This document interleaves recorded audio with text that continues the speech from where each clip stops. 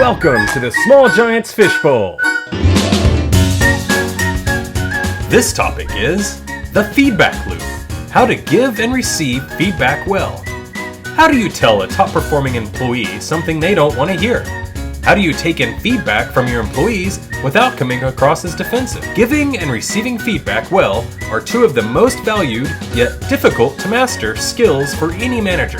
Claire Liu, CEO of Know Your Company, has spent her working life studying over 15,000 managers and employees in 25 countries to develop a methodology for handling the feedback loop.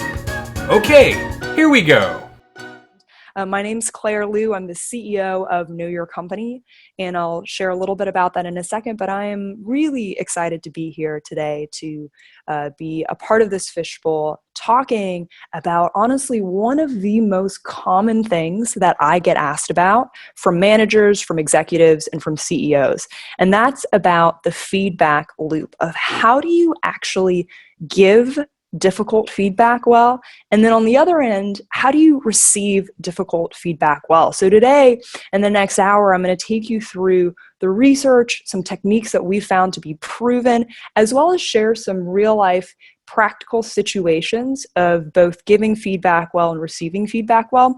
And as a part of that, we'll also do two small little self-reflective sessions where I'd love to get one or two people to participate and share their thoughts and have a conversation with as well. So I'm very much looking forward to that. But first, a little bit about me. So like I mentioned, my name's Claire, and the company that I run, it's called Know Your Company. It's a software tool that helps CEOs really get to know their employees better, get the feedback that they're looking for, connect with their employees, and overcome growing pains. We work with over 15,000 employees in about 25 countries and are lucky to work with some amazing folks, whether that's companies like Kickstarter and Airbnb and many others.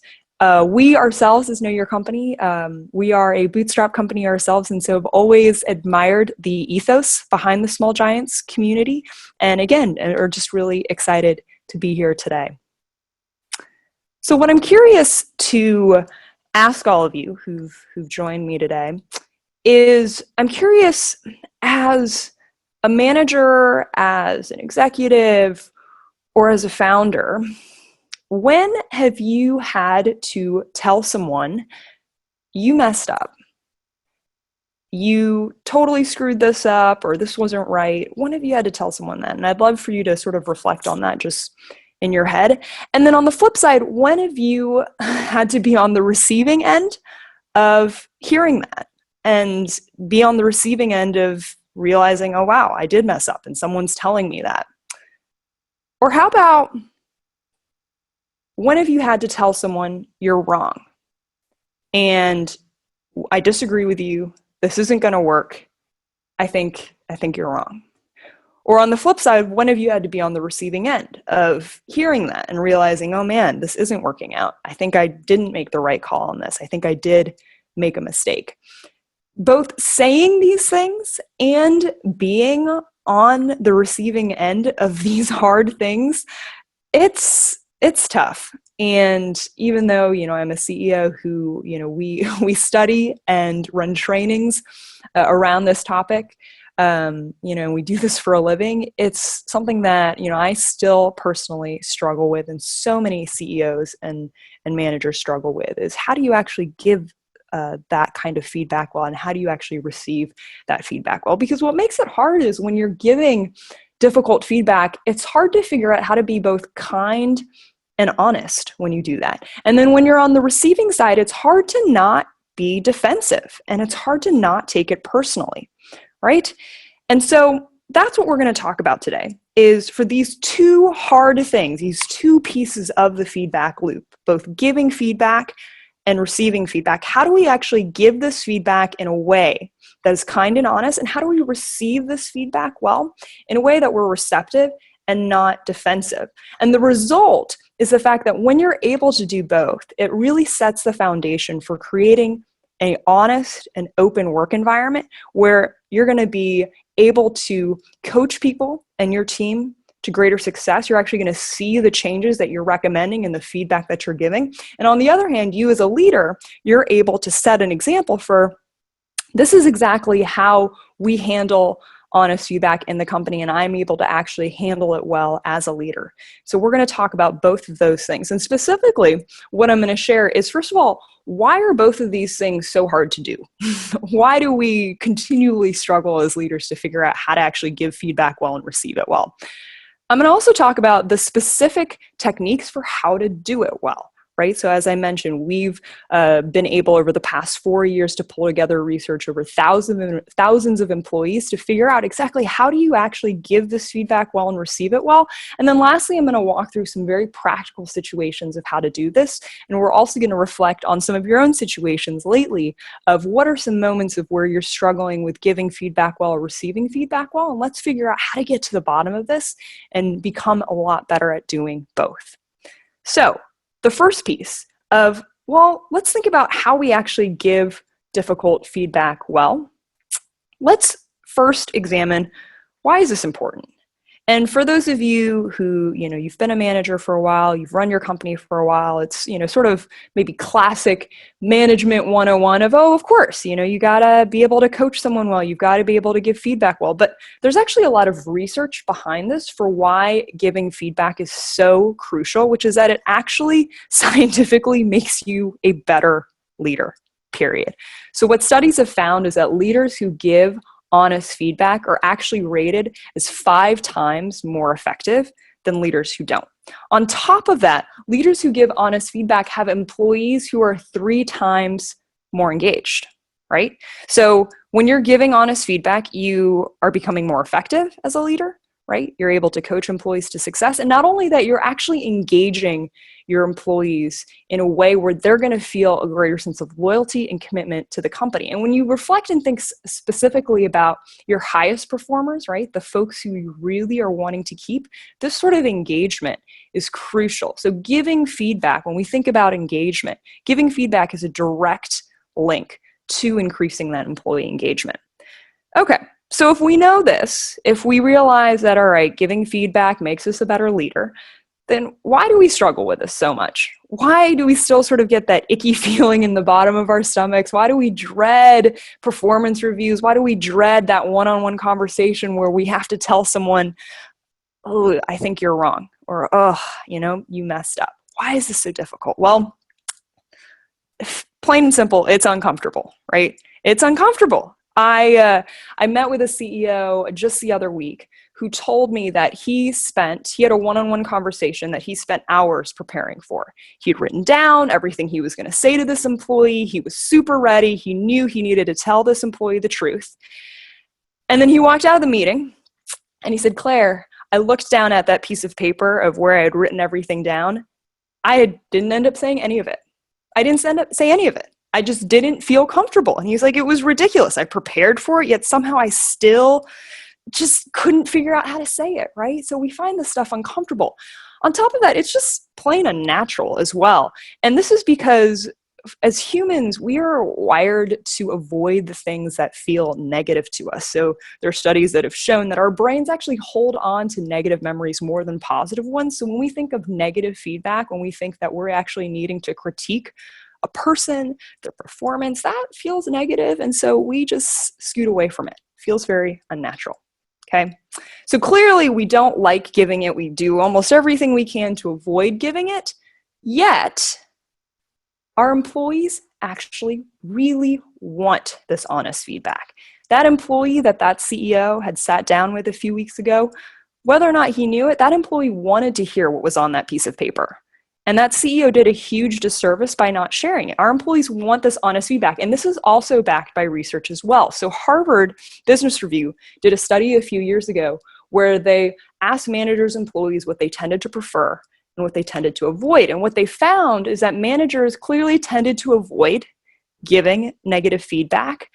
And yet on the other side of the spectrum, what they found is that employees actually prefer to hear negative feedback. And when you look at by the increment of the degree to which employees want to receive negative feedback, it's more than double the amount compared to how much we try to avoid as managers giving that negative feedback.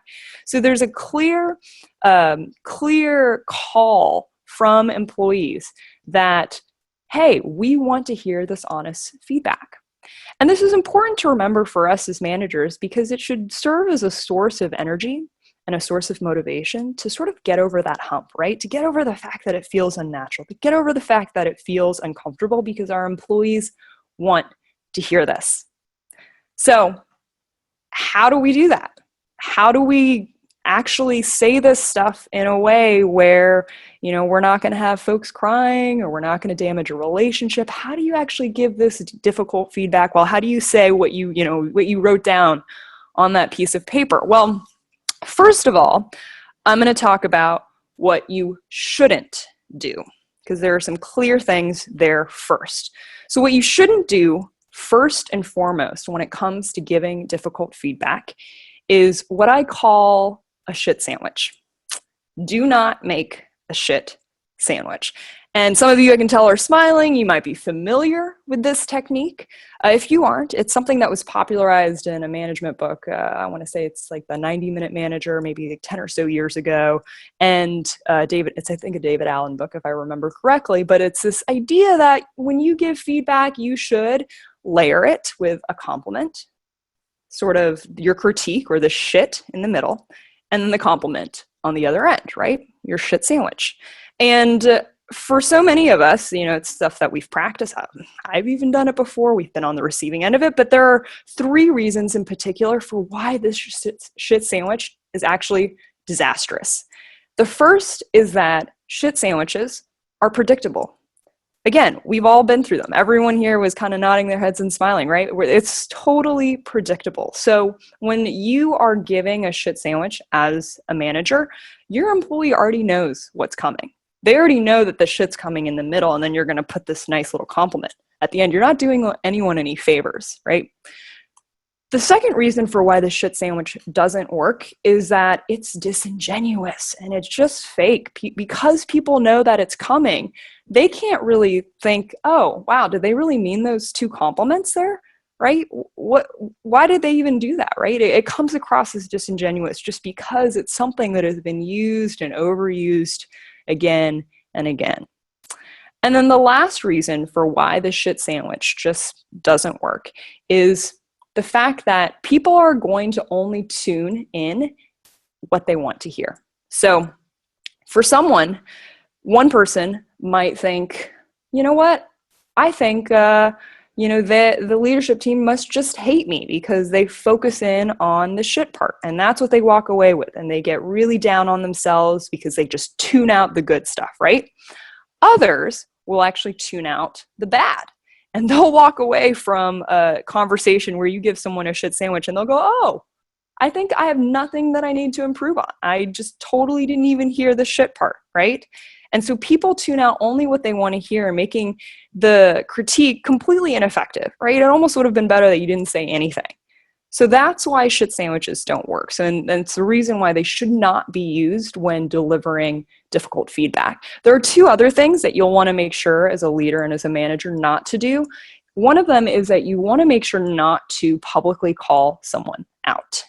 And this can happen in actually a lot of subtle ways. So for example, sometimes you'll notice a mistake or something that you think should be different, and there'll be, a few employees and a few coworkers around, and you'll say something, right? It might appear initially harmless, but what happens when you call someone out, right, and you give someone difficult feedback in front of other people, it can feel incredibly threatening and isolating for that employee. No one likes to have their flaws pointed out sort of in the open.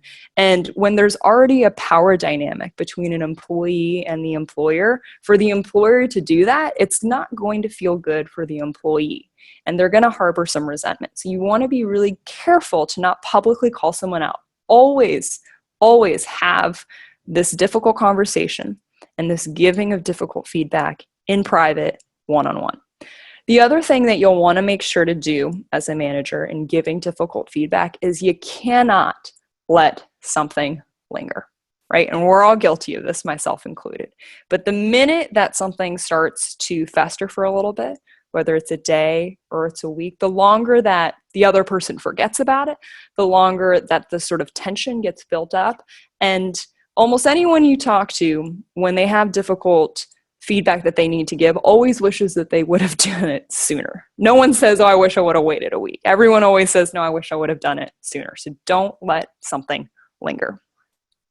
So those are the things to keep in mind in terms of what you should not do when it comes to giving difficult feedback. But when it comes to what you actually should do, there are 4 specific things that we recommend based on the insights that we've gathered, based on the data that we've gathered, that have proven to be very effective for giving difficult feedback. And the first is to come from a place of care. What this means is, as a manager, it's important when you're giving difficult feedback to make your intention known, to upfront say, this is why it's important for me to share this with you.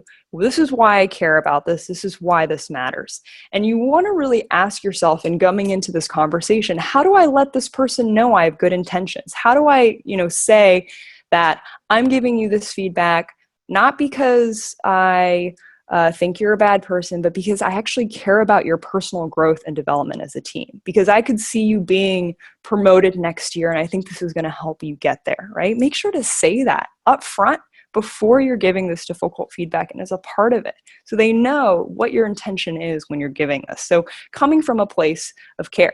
And the reason of why this is so important is good intentions diffuse defensiveness, right? So a lot of times when you're giving difficult feedback, the other person gets defensive, right? And the way that you make that defensiveness evaporate and disappear is to let the person know that your intention is good, right? So again, to come from a place of care, to make your intention known up front, is a huge part of making sure that you're able to give this difficult feedback well. The second piece is to come from a place of observation. And what that means is to as objectively and clearly talk about what are the noticeable, observable behaviors that you've seen that you think could be changed and improved and be better. Because what often happens when we're giving difficult feedback is we don't talk specifics and we don't talk observable behaviors. We often actually talk about ourselves. We say, oh, this made me feel like this, or I don't know, I just felt like it was like that, it made me feel off, right? We talk about sort of ourselves. We don't talk about the observable behaviors that we saw. So for example, what you want to say is, when I saw you did X, right? When I saw that you wrote this email to a customer with this specific line, it made me feel this way, right? So you can still say, here's the effect that it had, but again, you want to talk about the actual specific observable behavior. You want to talk about the line that that person wrote in the email or the thing that they said in that client meeting. What is the actual observable behavior that you can state to make this as objective as possible, right? So again, being as specific as you can. And then as a part of that is to talk also about the positive result that you would like to see, right? You don't just need to say, hey, here's what happened in the past, let's just zero in on that. Talk about, well, what would success have looked like in that situation, right? What would you have liked to have seen written in that email? What would you have liked to have been communicated in that client meeting? What are the words that you would have preferred to have been used? What's the positive result that you wanted to see? The third piece of making sure that you are giving difficult feedback well is to come from a place of fallibility. And what this means is to show your employees that even though you have a critique, you also know that your word is not the word of God. It's not the ultimate truth, but merely, and this is with anyone's feedback, it is simply an interpretation of what you think happened, right?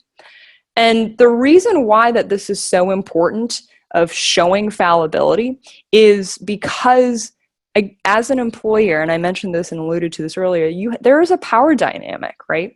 People will take your feedback as an employee so much harder versus if you're a peer. Because if you're a manager, again, you're paying someone to get something done. There's this imbalance here, right? So you need to be cognizant of that, and showing some fallibility is going to make that person more receptive to the thing that you have to say and to help you actually do the thing that you want, right? Which is you want this person to change in some way.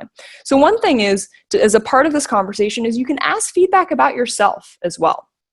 right? So if someone made a mistake in writing an email to a client, ask, is there anything that I could have done to have helped make expectations clearer about what that email could have said, right? Ask about feedback about yourself. Also, you can acknowledge that it is only your opinion, right? And that someone might have seen something in a different way. And that you also can acknowledge that perhaps this person doesn't always act like this all the time. Maybe this was a one-time thing. Admit that. Acknowledge the fallibility of your point of view, right? And then again, ask yourself, how can I remind this person that, again, my feedback, it's not the ultimate truth. It's not the word of God, right? So saying some phrases I like to use are things like, this is what I observed. This is just sort of my take. Things like that can be very helpful. The fourth and last piece of giving difficult feedback well is to come from a place of curiosity. And what this means is to show employees that when you are delivering this feedback, that it's not just a one-way conversation. This isn't a one-way mandate from you saying, as a manager saying, you must do this. This is what needs to change, right? But rather it's a two-way conversation to understand and help this person get to the place that you both want to be at, right? So coming from a place of conversation. And again, this is because when you're giving feedback, this is a two-way street. So the simplest way to do this, very, very simple, is just to ask and just to say at the end, what do you think, right? What do you think? Is there anything I missed? Is there anything that we should have covered? So in sum, to give difficult feedback well, you'll want to come from the place of care. You want to come from a place of observation and being as objective as you can with your feedback. You'll want to come from a place of fallibility and show that, you might not have all the answers as a manager, as a CEO. And lastly, you're going to want to come from this place of curiosity. So what does that actually look like? Oh, sorry, actually a few last tips too that I want to share as well before, and then I'll share some specific examples on this. So a lot of people will ask, well, Claire, how do I even enter this conversation, right? And one of the best ways to figure out how to and when to sort of give this feedback is to ask for permission and to ask someone, hey, I have some feedback that I think could be helpful. Would you be open to hearing it? Can we get together later this week for 30 minutes, right? Ask for permission instead of just walking up to someone's desk and sort of just dumping it on them, right? Or dumping it on them in, even in a one-on-one meeting. Again, ask for permission. Hey, I actually have some thoughts that I think might be helpful. Do you mind if I share that feedback with you? It's a simple question, asking for permission. And again, part of that is setting up also a time to talk that is separate from that specific time. You want people to, again, not feel like you're ambushing them when they're giving feedback. It's already a delicate situation. Give them the time and the space to feel ready for it. And you'll also want to, adjust your tone as a manager. Again, because of the power dynamic that exists between a manager and an employee, you want to be conscious of the fact that you're not just, again, sort of giving this mandate, but you want to be curious, you want to be empathetic in how you are having this conversation. And lastly, remember that as a manager, giving difficult feedback, you can do all of these things. You can do, you can come from a place of care, you can come from a place of observation, you can check all the boxes, and you still might not get the reaction from the other person that you want. The other person, they still might get defensive. They still might take it the wrong way. And so we have to remember as managers that the only thing you can control is yourself. You cannot control the other person's reactions. And so to focus simply on those four pieces of coming from a place of care, observation, fallibility, curiosity, that is all you can do. And to focus on that helps a lot of managers and CEOs who sometimes feel a little bit of anxiety of, oh, I'm just really worried this person's going to just totally take this the wrong way. So keep that in mind. So let's talk about what does this actually look like in practice, because on slides, it's always very sort of neat and easy to talk about. So I'm going to give you a very real life example, something that happened within our own company at Know Your Company. And it was when we initially hired our head of business development. She came on board and she was actually a former CEO herself, A player, high achiever, right? And what I noticed though is when she would write up write-ups about the strategy that felt a little all over the place. It wasn't very clear. It could have been organized better. And I was thinking, okay, I need to find a way to tell her this without damaging her morale, because again, she's a high performer. She takes a lot of care in her work. I think she'd take it a little hard. And as a new employee, you want to make sure people feel good. So I thought, well, how do I make sure I come from a place of care in sharing that, observation, fallibility, and curiosity. So here's what I did. So again, I needed to essentially tell her, hey, you messed up when, writing, these write-ups here. So what I said is, hey, Jess, I want to share this with you. I have some feedback to share with you because I want you to be successful. And, I care about your long-term future at the company. And this is all because I want to put you in the best, position to succeed. And here's what I noticed. In this specific write-up that you did, I noticed that it was a little all over the place. It wasn't as clear as it could be.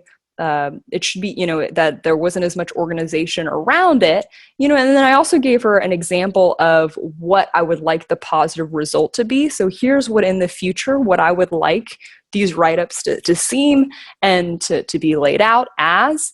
And then what I would do is I would say, here's the thing though, and I would express fallibility. I don't expect you to have known this. It could be my fault that I didn't make these expectations clear, right? And then to follow up at the end with coming from a place of curiosity and saying, well, what do you think? How do you feel about what happened? Do you agree with, the quality of the write-ups? And asking questions to engage her in a two-way conversation. So it wasn't just me saying, you didn't do these write-ups well, I think you need to change.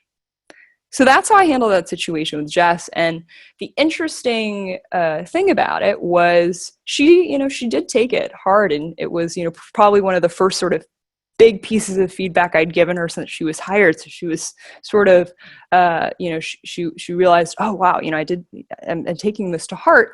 But the thing was, she ended up finding it to be a source of energy, right? And I saw a change almost immediately in how she was writing things and how she was communicating those write-ups going forward. And again, for all of us as managers who have difficult feedback to give, that's all we want at the end of the day, right? Is we want to see some sort of change.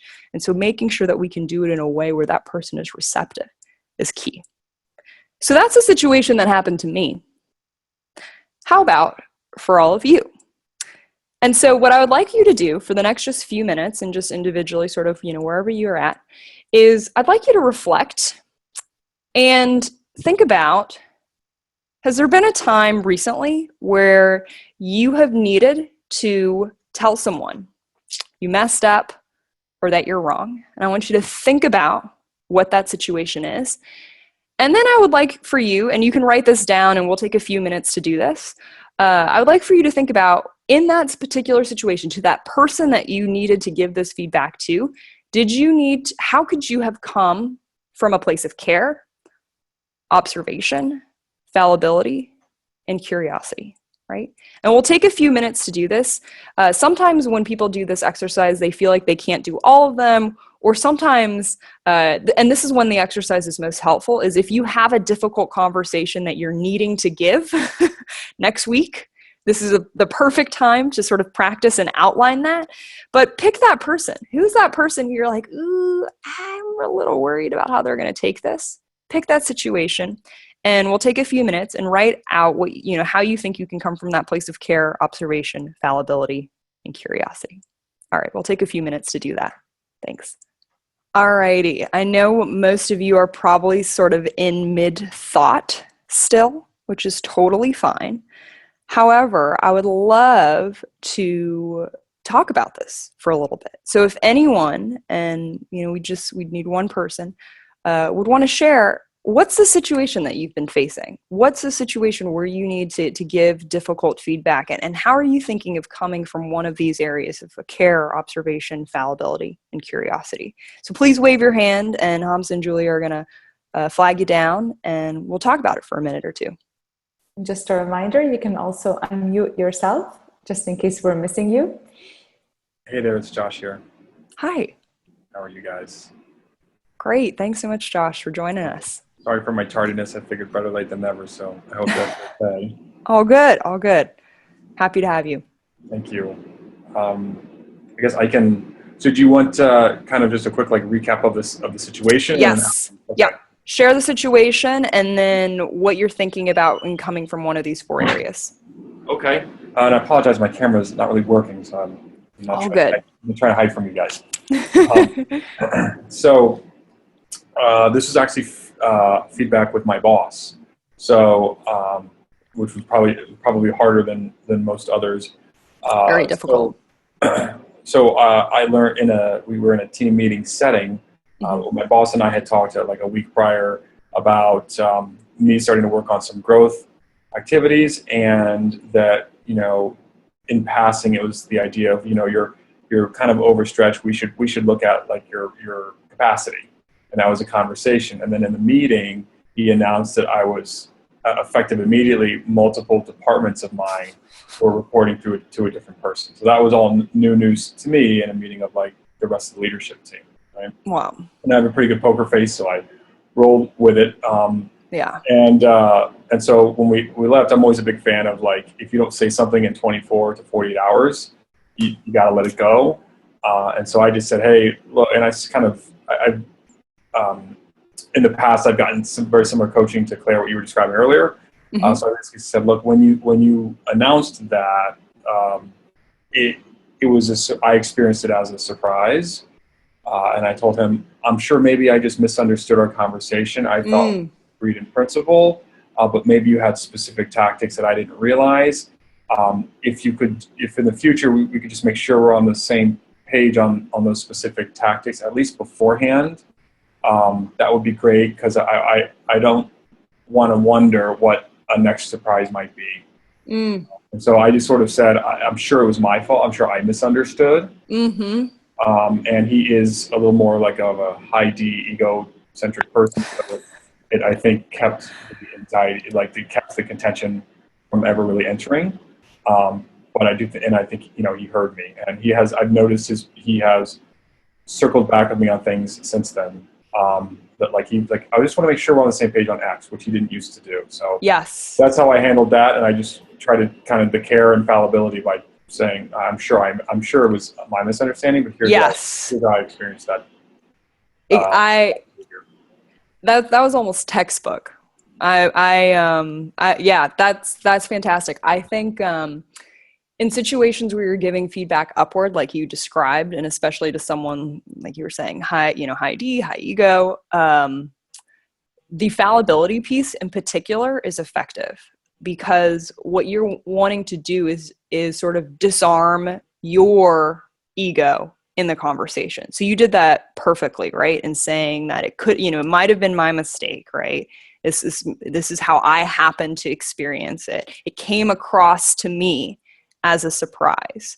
I think one thing too is I feel like the care, you could even double down on the care, right? Of saying it's so important to me that I want to make sure that I'm on the same page as you. That's something that's very important to me. I never want to be stepping on your toes. And so, I just want to make sure that we're always together. So that I think that's fantastic. You clearly also got the behavior outcome that you were looking for. So thanks for sharing that.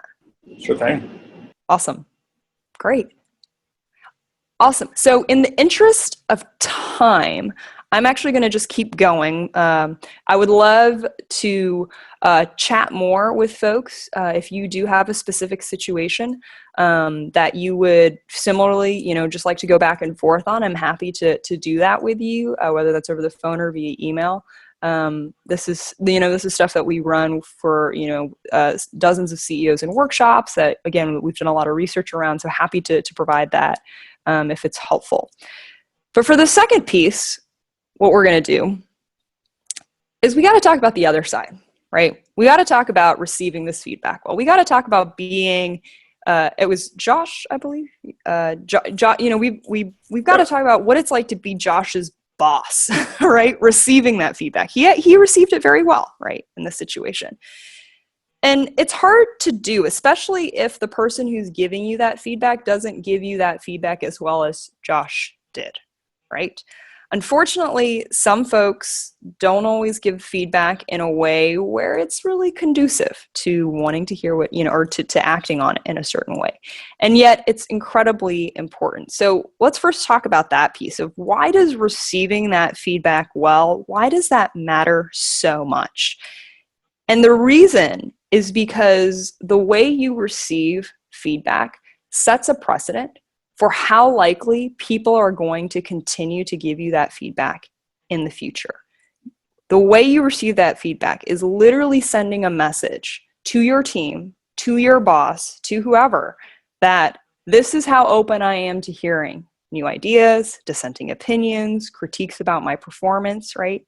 You are literally setting this precedent for weeks, months, years to come, right?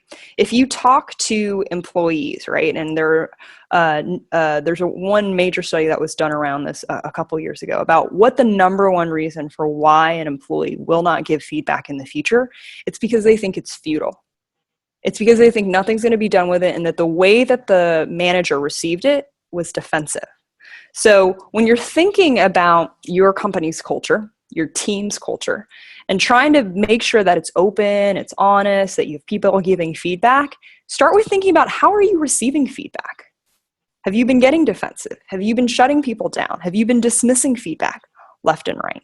Because that, again, that's setting the foundation, it's setting the precedent going forward for how likely are people going to tell you stuff in the future. So why do we dismiss this feedback to begin with, right? Because we're all guilty of it, again, myself included. Why do we say, you know what, that person doesn't know what they're talking about, or maybe we take it and internalize it, but we don't really do anything with it. Why do we dismiss feedback so easily? It's because of three primary triggers, three things that we tend to tell ourselves. And the first is sometimes we think to ourselves, I'm a perfectionist. We think and expect ourselves to know everything. So when someone gives us feedback that contradicts that says, no, you don't know everything. Oh, you didn't get this right. That directly conflicts with our own sense of self, right? And our own sense of what we have going on. So we disregard. We go, they don't know what they're talking about, right? Because I've got it figured out. So this idea of being a perfectionist can really get in the way of receiving feedback well. The second thing we sometimes tell ourselves is, I don't trust the other person who's giving me this feedback, right? Maybe you don't have a great relationship with them. Maybe there's some past history there. Maybe you think to yourself, oh, they don't have all the information based on who this person is. So you focus on the relationship and on the person who's giving this to you, and as a result, you disregard their message. So that's the other reason for why we dismiss feedback. And the last is sometimes we conflate behavior with identity.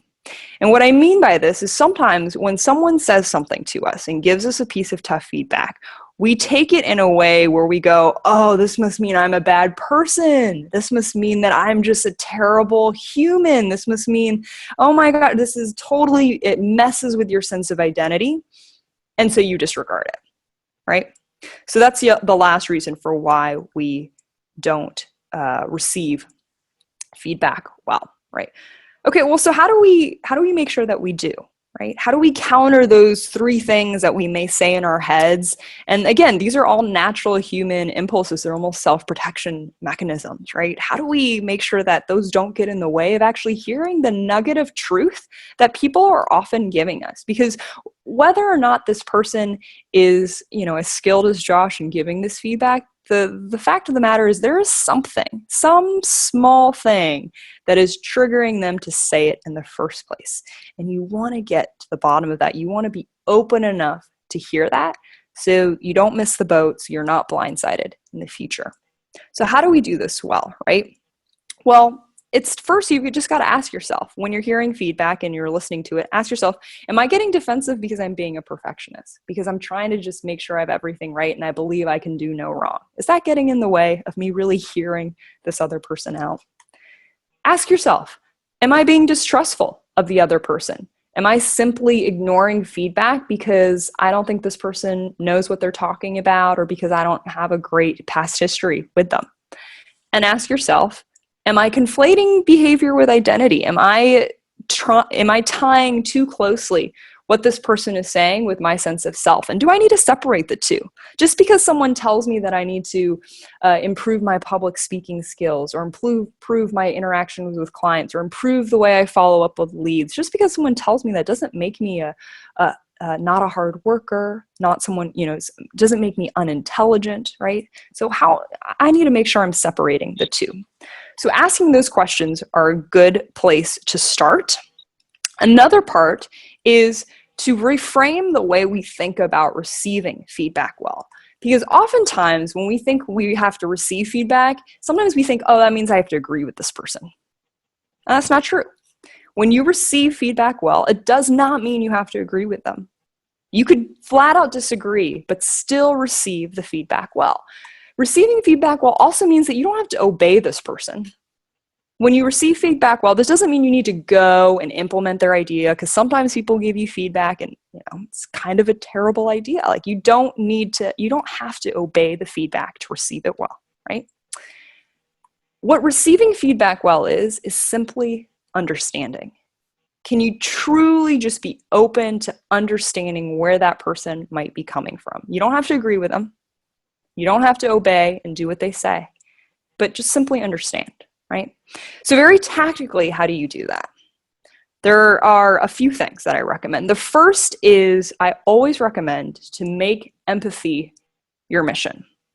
And what I mean by this is a lot of times when we get into a one-on-one conversation where we are on the receiving end of feedback, sometimes we feel like the point of that meeting is you need to defend your position.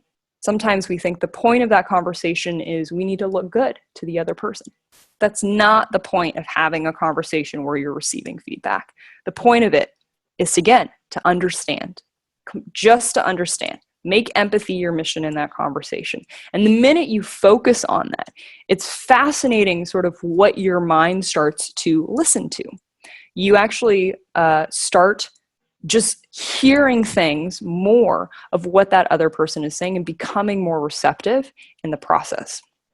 The second thing that you can do to receive feedback well is just sit in silence after the person has given you that feedback. This is something so few managers and leaders will do, is we have a habit to just try to respond right away and rebut right after the person gives you the feedback. Don't do that. Instead, just sit for a few seconds and process it. That'll really help you to come to a place of understanding versus trying to just rebut. The third is write it down, which seems so simple, right? But it's really interesting how coming to a one-on-one meeting with a notebook, even if you're not typically a note taker, just coming to the meeting with a notebook, having it in front of you, and taking notes as the person is giving you that feedback, it signals to your employee and to your team that you are truly internalizing the feedback that they're giving you. And so with that simple gesture, you can communicate that. And you're going to have notes to take away later, which is always helpful. The fourth is to assume positive intent. And we've been talking a lot about intent during this conversation of creating a good feedback loop of both giving feedback and receiving feedback. But assuming positive intent is incredibly crucial to receiving feedback well, because again, the biggest killer of an open culture is going to be when you get defensive. It's going to be when you start to rebut too quickly or take things personally. And the way you dissolve defensiveness is to assume that the other person has good intentions. The last thing is simply to talk less. The less that you are speaking when you are receiving feedback, the more that you are showing that you are actually listening. So much harder to do in practice than it sounds. But I always say that if you're in a one-on-one conversation where you're asking for feedback and receiving feedback, you should be doing only about 30%, if not less, of the talking. 30% or less. All right, your guys' turn. So for this exercise, and again, we'll just take a few minutes here, I'd love for you to reflect on your own experience and write down, or you can just think in your head, either one. What's one piece of feedback that you've received recently that was hard to hear? Something that happened maybe last week, maybe in the past month or past quarter, something that someone said to you and you're like, ooh, I don't know, that didn't really sit well to me. Okay, and I want you to write down what that feedback was. Then, what I would like you to do, once you've figured out what that piece of feedback was, is to ask yourself 2 questions. Why was it so hard to hear? Why did why'd your stomach kind of curl up? Why'd you sort of feel a little uncomfortable? Why was that feedback so hard to hear? What was getting in the way? Was it sort of this perfectionist tendency? Was it the relationship that you have with this person? Was it because that you felt like they were attacking your identity, right? Why was that piece of feedback so hard to hear? And then 2, had you had to, redo the situation, what could you have done to receive it a little bit better, right? Did you notice yourself rebutting this person right away when they gave you this piece of feedback? Did you notice yourself sort of just assuming negative intent and just went, oh, that person's just out to get me, or, oh, they don't know what they're talking about, right? So I'd love for you to think of those 2 things. So it's 3 parts, right? Pick the piece of feedback, ask yourself why it was hard to hear, and then ask yourself, what could you have done to receive it better the next time? And again, we'll just take a few minutes to do this, and then we'll chat about it. Okay. I'm sure I'm interrupting some folks, again, mid-thought, which is totally fine. Again, you feel free to email me afterwards. But I would love to hear, what was your piece of feedback? Or maybe you don't even have to share that, honestly. Sometimes I get it. It can actually be pretty vulnerable. We are a screen full of strangers here. So we can just talk about the last 2 pieces of why was your piece of feedback so hard to hear? And what do you think in the future? What do you think could have been helpful? Or maybe you did one of these things already. Maybe you're already, you actually made sure that you didn't, rebut right away. You actually wrote it down, spoke less when having the conversation. I would love to hear from someone about this. Yeah, feel free to wave your hand, and Hamza and Julia will call on you. So I can chime in again. I think I think if I read the screens right. Okay.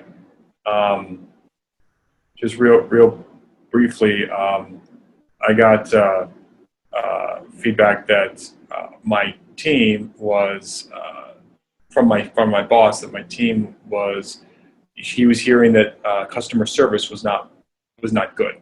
Mm-hmm. The reason it was hard feedback was because it was so vague.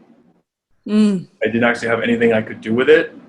And when I would kind of try to ask follow-up questions, so you have specific instances or specific people or specific scenarios, or can I talk to who gave you the feedback, I wasn't able to kind of get that out of him. So at the end of the day, I don't really know what bogey I'm trying to hit. So that was what was sort of frustrating for me. And I am responsible for that service, so it wasn't about me personally, but I take it seriously. So that was what made it for me. Absolutely. Well, I think that's such a good example, and it's something that I actually didn't include as this part of this presentation. Is vague feedback is one of the most frustrating pieces of feedback, along with feedback that's just flat out false, right? Because when you have vague feedback, to your point, it's like, I don't even know what to do about it, which is what you want to do. So I think even beyond sort of the own internal dialogue that sometimes can be a barrier to receiving this feedback. Well, I think to your point of sometimes we're going to get feedback that isn't good feedback, right? It's a terrible idea, or it's, it might even be a lie, or in this case, it's completely vague, right? Those are the 3, I call them the 3 types of bullshit feedback. And so that's what you encountered. So here's the interesting thing about those types of feedback, which is frustrating and just, they're infuriating pieces of feedback that they can be to receive. It is at the same time so crucial to still try to get to the bottom of it. And so in your case, in the vague feedback is almost the hardest, is being resilient and discerning about trying to figure out what those details are. That is where the key lies. And bummed to hear that you can't get the answer still. And that's why this stuff is so complex. Is I can still, I can give you all these tools here, and if the other person though isn't willing to sort of meet you halfway and give you some of those answers, it's not always going to be as helpful. But thank you so much for sharing that, Josh, because I think for a lot of us, we do and have received feedback that is vague in a very similar sense. And that can sometimes be the most frustrating. So I think you handled it very well, right? So to continue to ask those follow-up questions, to want to get to the bottom of it and to own and change something, that's all another person could ever ask for. So sorry to hear that your boss isn't meeting you halfway on this one, but thank you so much for sharing. Awesome. Great. Well, we're going to continue on here. Thanks so much again for participating in that. Again, if for anyone else who might have a situation that you're still ruminating on, happy to talk with you about it offline.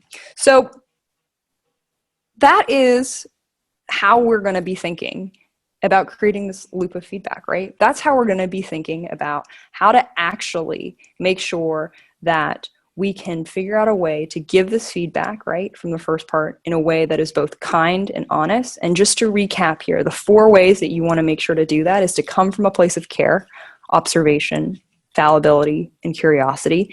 And then the other half of this piece of making sure that this feedback loop is clear, that you're communicating things, and that people are going to become more willing to tell you things in the future is in how you're receiving it. And again, to make sure that you're not getting defensive, to make sure that you're actually receptive to this stuff. Come from a place, or make empathy your mission. Sit in silence for a few minutes, write it down, assume positive intent, and simply talk less. So those are the things that, I just want to emphasize. And there's something that you can take away from the presentation today. I know sometimes this can feel like a lot. There are like 10 different bullet points and things. It's a lot of slides. I get it. So my recommendation is, as you think about Monday, as you think about how do I actually apply this stuff very practically, I always say to pick one. Pick one of these things, right? Pick to just focus on coming from a place of fallibility or coming from a place of curiosity when you give feedback. Pick just assuming positive intent when you're trying to listen to feedback. Just pick one of these things that I shared about giving and receiving feedback and try it out. See what difference that makes, and see what reaction that you notice and changes going forward. And I get it. Like I mentioned at the very beginning of this presentation, this stuff is hard. You can even just pick one of those things, and it's still very difficult to actually do in person. And some of you may even be thinking, yeah, one of the reasons that makes this hard is I've got a lot of other stuff to do. This is very, a lot of this is very touchy-feely. A lot of this is stuff that also happens very quickly, right? How many times do we feel like we need to be giving feedback in a single day or to a single person? How many times are we receiving different feedback about how our team's doing, how our project's doing, right? There's a lot of stuff going on.